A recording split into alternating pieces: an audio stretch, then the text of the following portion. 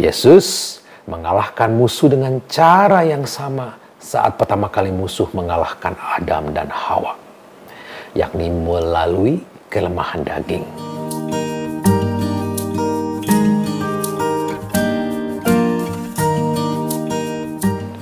Shalom, sekarang kita masuk episode yang ke-47 dan kita sudah masuk kisah sengsara Yesus dan wafatnya.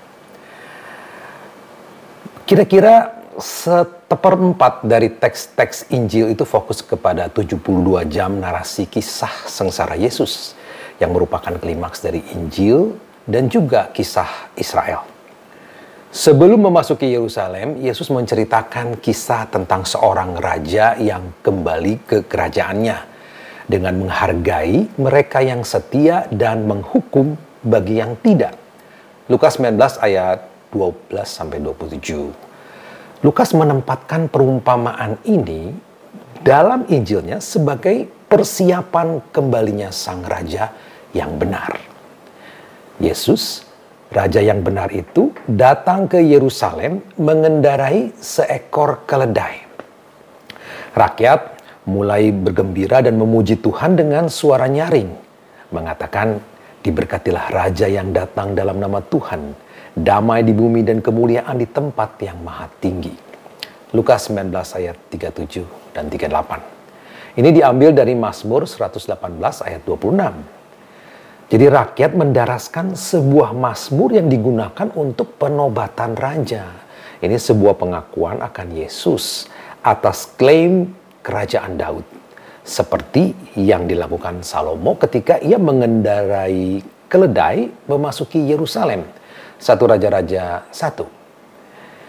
Murid-murid Yesus itu bersuka cita melihat pewaris Daud yang diharapkan akan memulihkan kerajaan secara politik dan mengalahkan penindasnya. Dan Yesus memilih saat Paskah sebagai waktu untuk datang ke Yerusalem dan untuk mati bagi umatnya. Saat Paskah pertama, umat mengiring roti tidak beragi untuk mengingatkan kepergian Israel yang tergesa-gesa dari Mesir. Kemudian mengorbankan dan makan domba jantan yang tak bercacat sebagai peringatan kurban domba di mana darahnya itu melindungi Israel dari kematian anak sulung.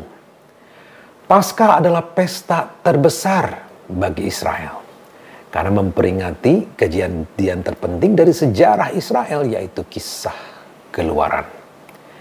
Dan Yesus mengambil momen dari pesta ini dan mengubahnya menjadi sesuatu yang lebih besar lagi. Yesus, Sang Domba Allah, seperti yang dinyatakan oleh Yohanes Pembaptis, Yohanes 1 ayat 36, menyerahkan dirinya sebagai domba Paskah yang baru dan keluaran yang baru. Dia sang roti hidup, Yohanes 6 ayat 48. Mempersembahkan roti dan anggur Paskah dan mengubahnya menjadi tubuh dan darahnya untuk pengampunan dosa. Seperti halnya Musa mengangkat tongkat ular atau kayu ular untuk membebaskan Israel yang suka memberontak dari gigitan ular berbisa, begitu pula anak manusia akan ditinggikan di kayu salib. Yohanes 3 ayat 14. Juga untuk membebaskan manusia yang suka memberontak dari kejatuhan terhadap godaan ular di Taman Eden.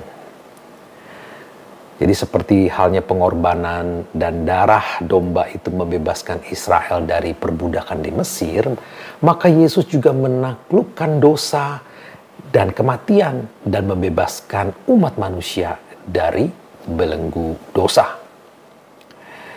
Pada malam menjelang penyalipannya, Yesus merayakan perjamuan terakhir dengan para murid.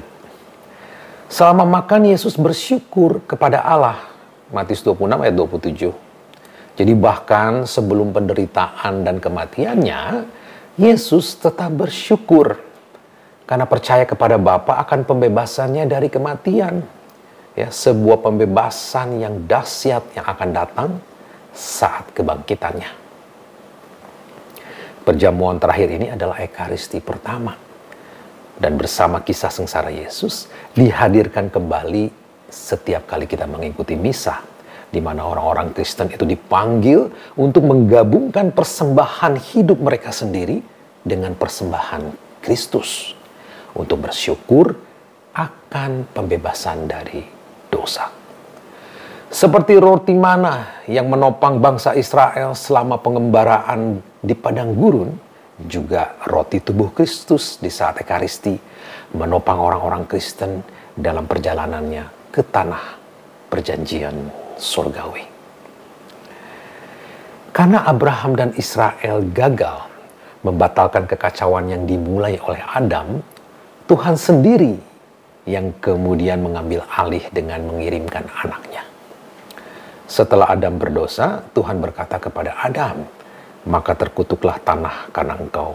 Dengan bersusah payah engkau akan mencari rezekimu dari tanah seumur hidupmu. Semak duri dan rumput duri yang akan dihasilkannya bagimu. Dengan berpeluh engkau akan mencari makananmu." Kejadian 3:17-19. Yesus menanggung dosa Adam dan kutuk yang diakibatkannya kepada dirinya. Ia berdoa secara intens di taman yang lain, yaitu Taman Getsemani, di mana ia berkeringat darah. Lukas 22 ayat 44. Setelah ia ditangkap, tentara Romawi mengejeknya dan memahkotainya dengan mahkota duri. Dulu, Adam dan Hawa dipaksa meninggalkan Taman Eden. Lalu malaikat menjaga pohon kehidupan. Tuhan pernah berkata, "Jangan sampai ia mengulurkan tangannya dan mengambil pula dari buah pohon kehidupan itu dan memakannya, sehingga ia hidup untuk selama-lamanya." Kejadian 3 ayat 22. Nah, salib di mana Yesus menderita dan wafat telah menjadi pohon kehidupan yang baru, di mana keturunan Adam dapat mengambil dan makan dan menerima rahmat untuk hidup bersama Tuhan selamanya. Lalu apa buah dari pohon kehidupan yang baru itu? Yesus memberitahukan murid-muridnya sebelum ia wafat, "Inilah tubuhku yang diserahkan bagimu." Lukas 22 ayat 19. Yesus memberitahu bahwa ia yang makan tubuhku dan minum darahku akan mempunyai hidup yang kekal, dan aku akan membangkitkannya pada akhir zaman. Yohanes 6 ayat 54. Jadi buah dari salib sebagai pohon kehidupan yang baru adalah Ekaristi. Dengannya kita memperoleh hidup yang kekal. Kematian Yesus di kayu salib ini membuka gerbang sorga dan kehidupan kekal, membatalkan dosa Adam. Yesus mengalahkan musuh dengan cara yang sama saat pertama kali musuh mengalahkan Adam dan Hawa, yakni melalui kelemahan daging. Ia mengambil daging, mengambil kodratnya, lalu menawarkan dirinya sebagai harga untuk perjanjian yang sudah dilanggar. Ia menghancurkan cara kerja musuh. Lewat nafas terakhir Yesus di kayu salib, pembuangan yang diawali dari Eden itu berakhir. Dan pintu sorga telah terbuka kepada Adam dan keturunannya. Studi kata makan, Yohanes 6 ayat 54 atau trogo Yunani. Sebuah kata kerja yang artinya mengunyah atau menggerogoti. Ini digunakan 5 kali dalam Injil Yohanes dan hanya sekali di tempat lain dalam Perjanjian Baru. Literatur Yunani memakainya untuk menggambarkan makanan hewan seperti babi, sapi, dan sebagainya. Dan beberapa kasus untuk manusia juga. Dalam Injil Yohanes digunakan 4 kali di paruh kedua pembahasan tentang roti hidup. Yohanes 6 ayat 54, 56, 57, dan 58. Ini menandai perubahan pengajaran Yesus di mana sebelumnya menggunakan kata yang lebih umum untuk makan, yaitu estio. Yohanes 6 ayat 49, 50, 51, dan 53. Kalau teks Indonesia semuanya pakai kata makan ya, sama. Perubahan ini ya dari estio ke trogo yang menandai perubahan penekanan dari kebutuhan iman ke perjamuan Ekaristi. Dia menuntut kita mengungkapkan iman kita dengan cara makan secara nyata, bukan kiasan, tubuhnya sendiri dalam sakramen. Dulu ketika menemukan kitab hukum, Raja Yosia menyatakan, sebab hebat kehangatan murka Tuhan yang bernyala-nyala terhadap kita, oleh karena nenek moyang kita tidak mendengarkan perkataan kitab ini dengan berbuat tepat seperti yang tertulis di dalamnya. 2 Raja-Raja 22 ayat 13. Berulang kali Israel itu melanggar perjanjian dan akibatnya berada di dalam kutub perjanjian. Namun Paulus mengatakan, Kristus telah menebus kita dari kutub hukum Taurat dengan jalan menjadi kutub karena kita. Galatia 3 ayat 13. Dengan kematian Yesus, maka Israel itu bisa bebas dari kutub hukum Taurat dan dapat menerima roh seperti yang dijanjikan melalui iman. Galatia 3 ayat 14. Israel dulu berada di dalam pembuangan karena dosa, sekarang mencari eksodus, jalan keluar. Dan kematian Yesus di kayu salib adalah keluaran yang baru, yang membebaskan dari pembuangan dan mengungkapkan betapa dalamnya kasih Kristus kepada kita. Roma 5 ayat 8. Dalam Ulangan 28, Musa menyebut bahwa kutuk Israel itu akan terjadi bila mereka meninggalkan Tuhan dan melanggar perjanjian. Mereka akan menderita dan diserahkan kepada orang-orang kafir sampai binasa. Ya, baca Ulangan 28 ayat 32, 28, 41, 59, 20, 51 dan 61. Yesus dengan cara yang sangat spesifik menanggung kutuk Israel itu. Setelah ia diperiksa oleh imam-imam agung, Lukas 22 ayat 54, ia diserahkan kepada Pilatus, ya, seorang kafir. Dicambuk dengan cambuk besi, dipukul dan diejek dan akhirnya dieksekusi untuk umatnya. Lukas 22 ayat 63 sampai 23 ayat 49. Sebagai raja mereka, Yesus mewakili Israel. Ia mengambil kutuk untuk membebaskan umatnya dari kutuk. Pelayan Tuhan, di tengah-tengah pernyataan Yesaya mengenai keluaran baru, Nabi menggambarkan seorang pelayan Tuhan yang lewat penderitaannya membawa penebusan bagi umat Allah. Rupanya begitu buruk, bukan seperti manusia lagi, dan tampaknya bukan seperti anak manusia lagi. Ia dihina dan dihindari orang, seorang yang penuh kesengsaraan dan yang biasa menderita kesakitan. Ia sangat dihina, sehingga orang menutup mukanya terhadap dia, dan bagi kita pun dia tidak masuk hitungan. Tetapi sesungguhnya penyakit kitalah yang ditanggungnya, dan kesengsaraan kita yang dipikulnya. Padahal kita mengira dia kena tulah, dipukul, dan ditindas Allah.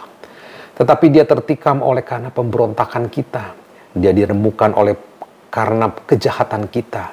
Ganjaran yang mendatangkan keselamatan bagi kita ditimpakan kepadanya. Dan oleh bilur-bilurnya kita menjadi sembuh. Yesaya 50 ayat 14, 53 ayat 3 dan 5. Yesus adalah pelayan Tuhan yang karena sengsara dan wafatnya membebaskan kita dari dosa. Nabi-nabi menggambarkan Tuhan itu sebagai suami Israel. Ya. Hosea 2 ayat 16, Yeremia 31 ayat 32. Hubungan suami istri antara Israel dan Yahweh ini dijalin di Gunung Sinai ketika Tuhan dan Israel itu masuk ke dalam perjanjian lama. Karena ketidaksetiaan Israel, mempelai wanita itu ada dalam kutuk kematian. Tapi karena kasihnya yang begitu teguh, Tuhan mengambil wujud manusia dan mempersembahkan dirinya di kayu salib dan wafat sehingga Israel tidak binasa. Kematian Yesus mengakhiri perjanjian lama, membebaskan Israel dan masuk ke dalam perjanjian yang baru. Di atas kayu salib, Yesus, sang mempelai pria sorgawi, mempersembahkan dirinya sebagai pemberian diri bagi pasangannya. Sengsara Yesus ini mengambil kisah Adam dan Israel dan membawanya kepada resolusi yang mendalam. Injil menggambarkan hal ini dalam pilihan antara Yesus dan Barabas. Ya, Barabas itu nama yang artinya adalah anak laki-laki sang ayah, yang adalah seorang penjahat, pembunuh yang sudah dijadwalkan untuk disalib. Sampai akhirnya itu Pilatus memberi mereka pilihan antara membebaskan Barabas atau Yesus. Umat sebagai keturunan Adam dan Israel yang suka memberontak, cacat, dan berdosa, mengutuk Yesus untuk memilih membebaskan Barabas. Yesus, anak yang benar dari Bapa, yang membayar harganya untuk orang lain, dan pada akhirnya kita melihat diri kita sendiri seperti Barabas. Sebagai anak dari Bapa, berarti juga anak dari Ibu, perawan Maria yang penuh rahmat. Dan setiap orang yang terlahir kembali di dalam Dia tidak hanya mengambil Tuhan sebagai Bapa, tapi juga Maria sebagai ibunya. Itulah mengapa Yesus kepada muridnya yang dikasihinya berkata, "Inilah ibumu." Yohanes 19 ayat 26 dan 27. Jangan abaikan detail ini. Yohanes menulis detail ini di dalam Injilnya dengan alasan yang sama ketika ia memasukkan setiap detail, seperti supaya kamu percaya bahwa Yesus adalah Mesias, anak Allah, dan supaya kamu karena imanmu memperoleh hidup dalam namanya. Yohanes 20 ayat 31. Setiap dari kita itu diundang untuk menjadi muridnya yang dikasihinya. Menjadikan Maria sebagai ibu kita dan menjadikan Yesus Kristus sebagai Tuhan dan hidup dengan menyerupai Dia. Paulus berkata, semua janji Allah menemukan jawabannya di dalam Kristus. 2 Korintus 1 ayat 20. Semua yang dijanjikan Tuhan kepada Abraham dan Israel dipenuhi di dalam Kristus. Dalam drama besar kisah tentang keselamatan, sengsara, wafat, dan kebangkitan Kristus adalah klimaks, puncaknya. Dalam diri pribadi ini, seluruh kisah kitab suci menemukan kata ya. Yesus melalui hidupnya memenuhi kitab suci Israel yang dimulai dengan Musa dan para nabi.